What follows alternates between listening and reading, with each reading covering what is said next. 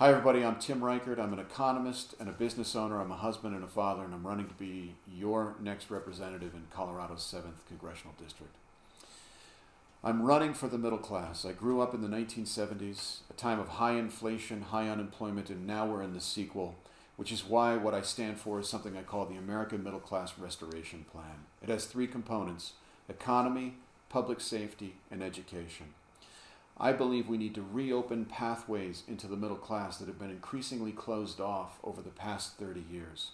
And so my middle class restoration plan focuses on what those pathways were, how they've been closed off, and how to reopen them. I'm the only candidate in this race who's spent 15 months developing a comprehensive plan to restore the American middle class.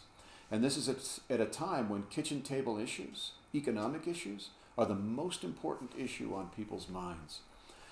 My American Middle Class Restoration Plan is unlike anything else that any candidate in this race on the Republican or Democratic side is bringing to the table, and I think it's unlike anything else that any other candidate in the congressional cycle in 2022 is bringing to the table.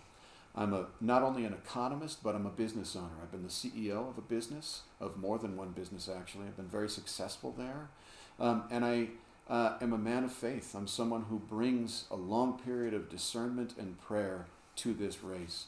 I decided to do this because I spent a long time discerning and praying about whether to. My question to Ms. Pedersen is, why did you co-sponsor House Bill 19-1263, which we now know killed at least 600, probably as many as 650 Coloradans? Why did you co-sponsor that, and isn't that a clear indictment of your judgment? I believe we need to reclass fentanyl from a class 2 to a class 1 substance nationwide. Why? Because fentanyl is like COVID. It's invisible. You can't see it, but it's laced into so many other drugs, some recreational drugs, some legal medicinal drugs, and it's killing people. It's killing people all across the country, and it's done purposefully, right? Most of this is manufactured in China. The Chinese know this. They've done very little to stop the manufacturing of fentanyl.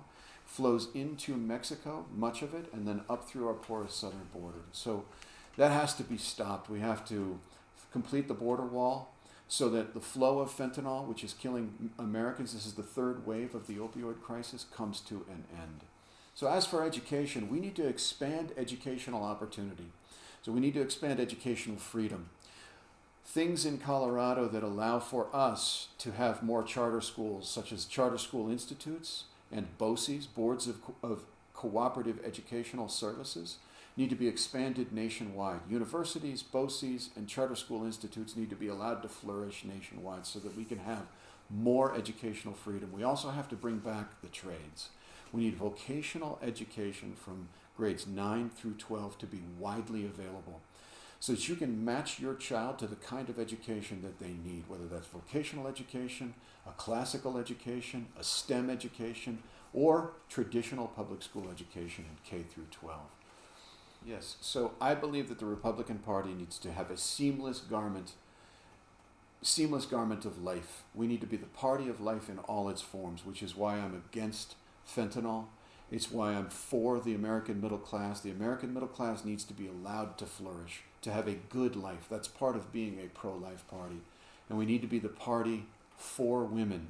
72% of abortions occur because women believe that they can't bring that child to term for economic reasons.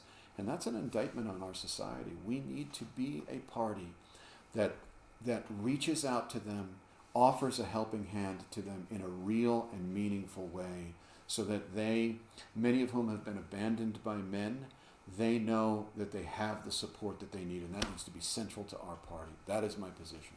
So we now have a society, a country in which we have 330 million American citizens roughly, and another 25 to 30 non-citizens.